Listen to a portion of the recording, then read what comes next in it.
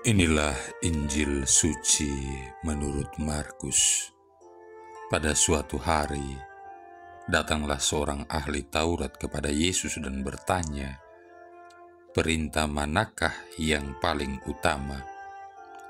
Yesus menjawab, "Perintah yang paling utama ialah, dengarlah hai orang-orang Israel, Tuhan Allah kita itu Tuhan yang esa. Kasihilah Tuhan Allahmu dengan segenap hati dan dengan segenap jiwa dan dengan segenap akal budi dan dengan segenap kekuatanmu. Dan perintah yang kedua ialah, kasihilah sesamamu manusia seperti dirimu sendiri. Tidak ada perintah lain yang lebih utama daripada kedua hukum ini." Lalu kata ahli Taurat itu kepada Yesus, "Guru, tepat sekali apa yang kau katakan itu, bahwa Allah itu esa dan tidak ada Allah lain kecuali Dia.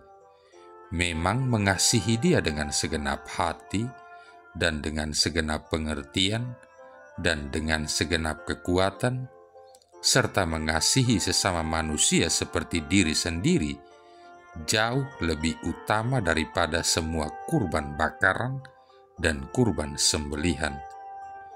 Yesus melihat betapa bijaksananya jawab orang itu, maka ia berkata kepadanya, "Engkau tidak jauh dari kerajaan Allah." Dan tak seorang pun berani menanyakan sesuatu kepada Yesus. Demikianlah sabda Tuhan. Saudara-saudari yang terkasih, sifat cermin adalah memantulkan apa saja yang ada di depannya. Kiranya itu pula yang dimiliki manusia pada umumnya. Bila ia dikasihi, maka kasih pun akan dipantulkan kepada orang lain. Demikianlah manusia itu, ia dapat diibaratkan seperti cermin. Baiklah bila kita mulai menyadari hal ini agar kita mampu mengasihi Allah dan sesama, oleh karena telah lebih dahulu mengalami sendiri dikasihi oleh Allah dan sesama. Lewat pengalaman kasih itu, kita akan memiliki kehendak yang kuat untuk berbagi kasih. Akan tetapi ketika perintah yang utama dan terutama itu dimengerti hanya sebatas sebagai perintah saja, maka kita cenderung untuk melanggar. Seperti halnya dengan perintah-perintah lainnya, kita cenderung untuk tidak mentaatinya. Sampai-sampai ada ungkapan yang mengatakan perintah itu ada untuk dilanggar. Dalam kehidupan bermasyarakat, melanggar itu sudah biasa. Seringnya sudah tahu itu salah, tetapi karena banyak orang melakukannya, lalu dianggap bukan masalah karena sudah biasa begitu. Salah satu buktinya adalah orang tidak mentaati rambu-rambu lalu lintas dengan baik. Orang tidak menggunakan sabuk pengaman bagi pengendara mobil atau helm bagi pengendara sepeda motor. Saudara-saudari yang terkasih, kita lupa bahwa perintah atau hukum cinta kasih itu adalah hukum yang terutama.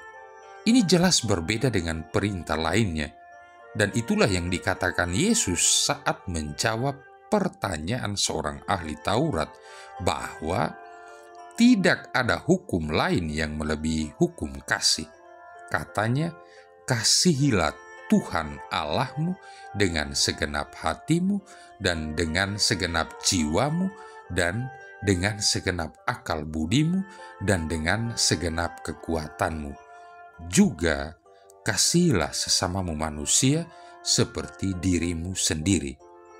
Maka, bila kita melanggarnya, bukankah itu pelanggaran yang paling utama juga? kita lupa bahwa dengan tidak menjalankan hukum cinta kasih, kita telah berada di dalam hukuman yang paling utama juga.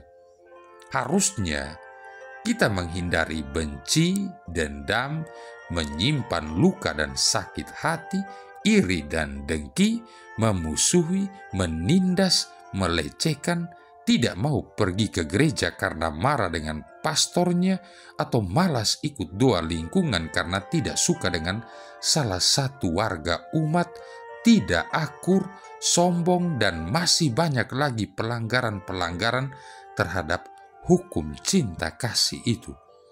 Dengan menghindari itu semua, kita dijauhkan dari kesulitan-kesulitan dan penderitaan-penderitaan hidup yang berat dan berkepanjangan, yang jauh dari kedamaian dan kebahagiaan sejati. Saudara-saudari yang terkasih, mari kita kembali kepada pemahaman umum tentang karakteristik cermin tadi.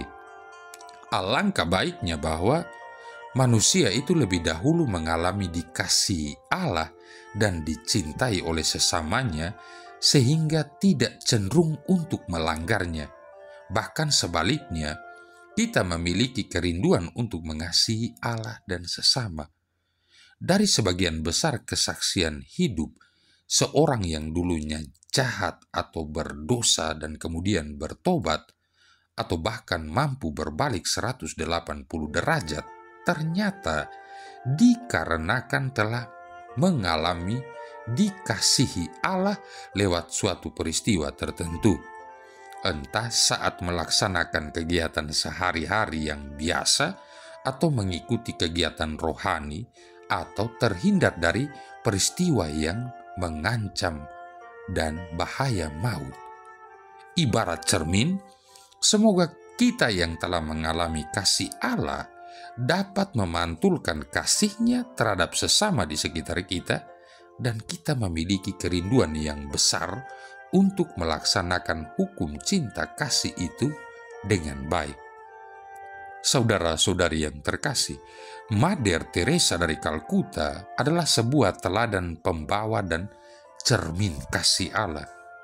Dalam kehidupan yang konkret dapat kita lihat dalam diri Mother Teresa dari Kalkuta.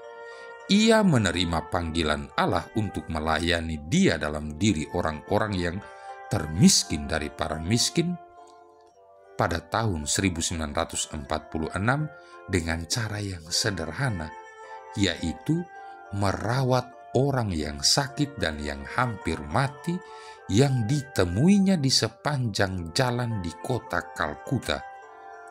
Walaupun sejak tahun 1944 saat ia menjadi kepala sekolah, ia mengidap penyakit TBC, tetapi semangatnya tetap menyala untuk melayani Allah di atas segala sesuatu melalui orang-orang miskin.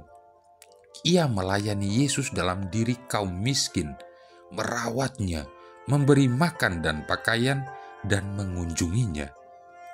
Mother Teresa berkata, Yesus ingin menolong dengan berbagi hidup kita, kesepian kita, perjuangan kita, susah payah kita, bahkan kematian kita.